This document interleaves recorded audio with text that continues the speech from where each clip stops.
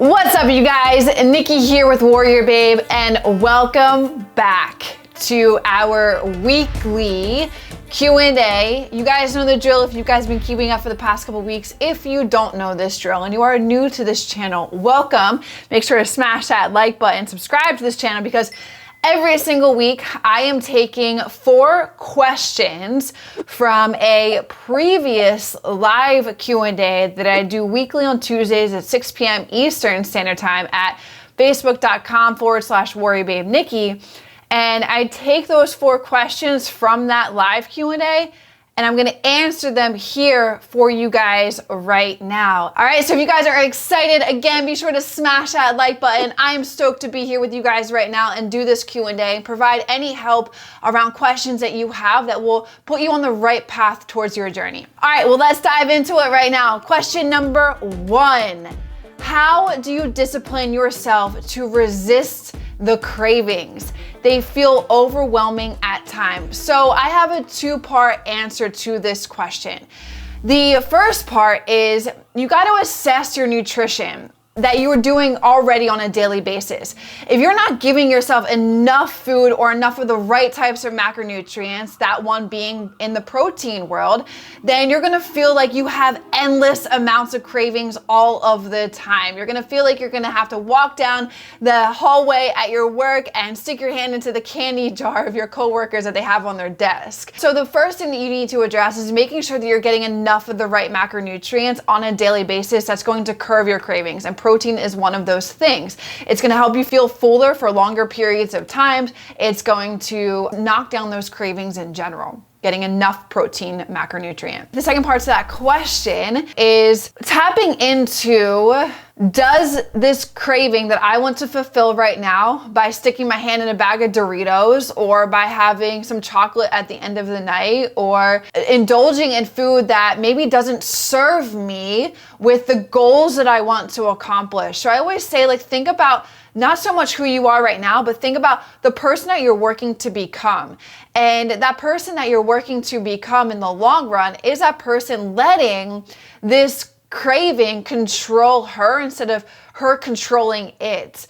And by understanding that, okay, this craving that I want to devour all of this food, or I want to stick my hand in a bag of Doritos and eat it till the bag's empty, is not going to serve the goals that I want to accomplish. And at the same time too, I also speak to this is like, okay, if you have this craving of chocolate, you don't need to eat a whole bag, but you can fit some of those pieces of chocolates into your routine at the end of the night to, again, so that you're not restricting yourself from specific things, because that's not a way to go about your journey. You don't want to restrict yourself, because then you're just going to go down the deep end and indulge in all of these foods that you want to have. But if you're allowing yourself to meet that craving, but not to have an obscene amount, then you're curbing that craving. For example, every single night I have either 2 pieces or 4 pieces of Godiva chocolate if it fits into my macros. And I am enjoying that chocolate. I'm enjoying that craving. I don't need to have 5 or 10 or 20 pieces.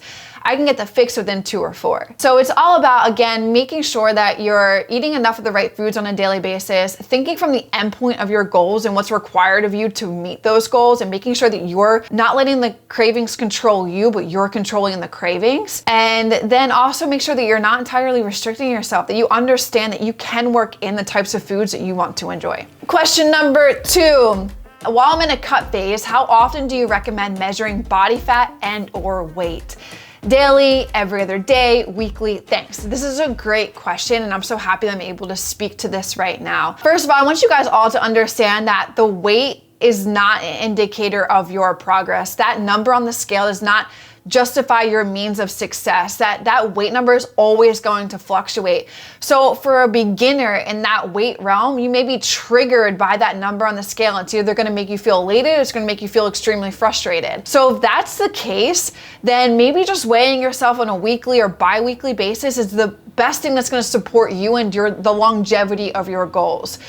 Now, if you understand that that weight is just used as a tool, just solely used as something to track data in a number form, and you don't have any emotional relation with that number, then I would say track your daily weight on a daily basis. Track that number daily, because you're going to see and understand how your body does fluctuate by either 1 pound, 2 pounds, or 3 pounds, or even maybe 10 pounds if you're on your menstrual cycle. Yes, that does happen. And you're gonna understand what and how your body does respond to specific foods on a daily basis too as well.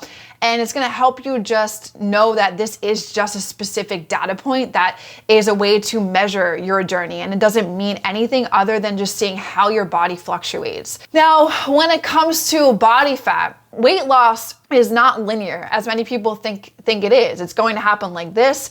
It could happen like this, yet your body fat may be coming down.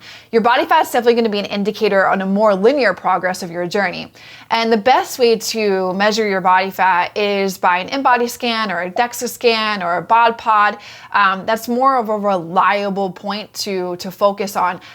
Those scales that have numbers for body fat or tell you what your body fat is are not a reliable source for you to measure upon. Those 3 things I just spoke to, in-body, DEXA scan, or a bod pod, those things are gonna be the most accurate. And you do sometimes have to pay for them unless your local gym has an in-body scan.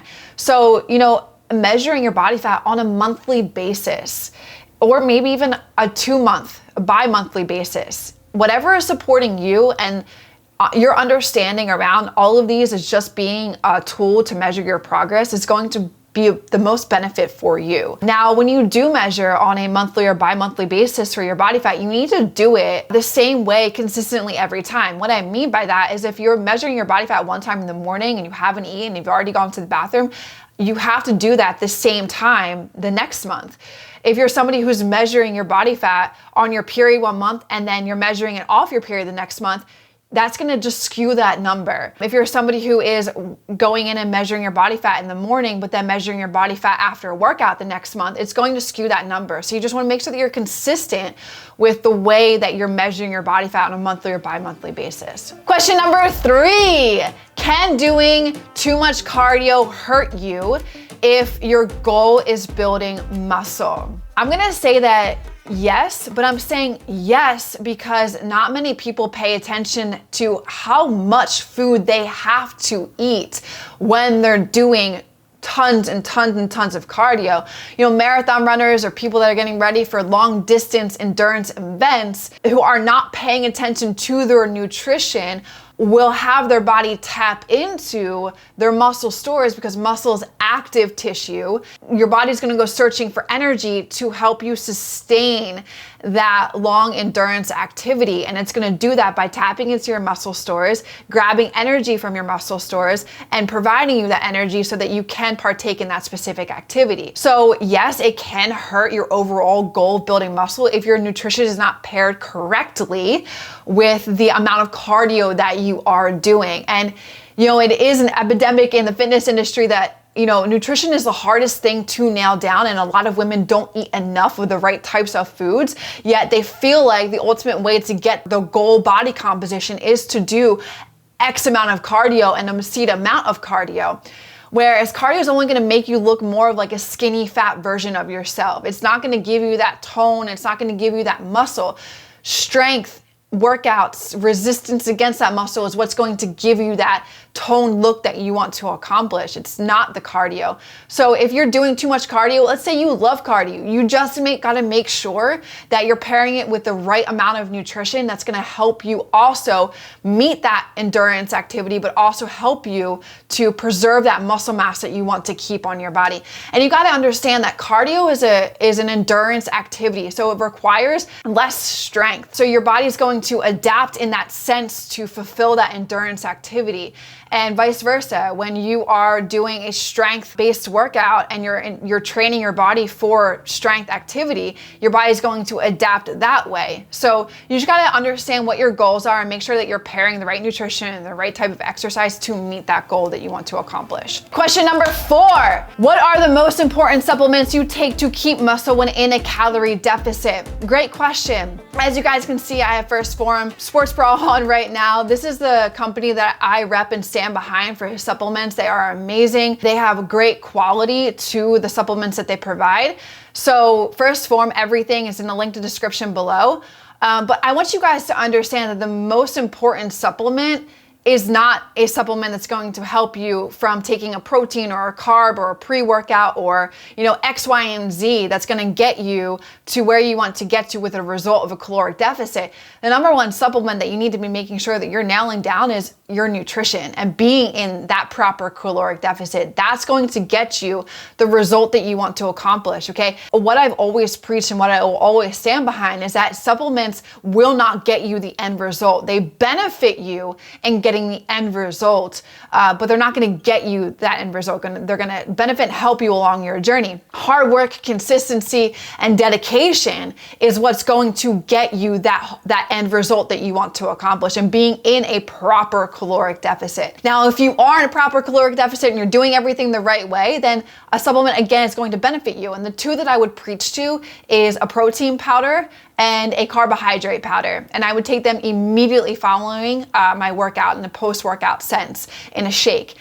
Vegan Power Pro is an amazing protein powder, easily digestible, and it tastes great and it blends very well. And then Ignition, all by First Form, is a carb powder. And I mix those two together and I down that right after I'm finished with my workout. Those are the 4 questions I wanted to bring to the table today and answer them and help provide clarity around those questions that you may also too have that's going to help you be on the right path towards your goals. So again, understanding that you got to control the cravings and not let the cravings control you. That weight is not an indicator of your progress, and there's other ways to properly understand body fat and weight as a tool, as just data points to help you understand how you are progressing in your journey, but they're not going to be the ultimate, distinguishing factor of if you're doing it the right way or the wrong way. Can cardio hurt you with building muscle? It can if you're not pairing the right amount of nutrition with the cardio that you are doing. And understanding that supplements are a benefit to helping you get to your end result. Every single week, 4 new questions are coming to you guys, and who knows, it may be something that you need to hear or understand that's going to help you on your own personal journey. And if those questions helped you guys, those answers helped you guys, let me know in the comments below. I love hearing the feedback that you guys have, or if you guys have any more questions that I can then take from our YouTube channel and then also make them into this weekly Q&A and provide answers to them too as well. Make sure you subscribe to the channel, leave comments below, and if you guys have any other questions or any other things that you want to learn about making sure that you're doing the right thing individually for your nutrition, or you're doing the right exercises to reach the goals that you want to accomplish, and make sure that you're doing those things right that are going to create results that last forever, head over to WarriorBabe.com. There's tons of other free resources just like this that can provide you information and provide you knowledge around your own fitness journey too as well. All right, you guys, I'll see you guys next week in our next Q&A.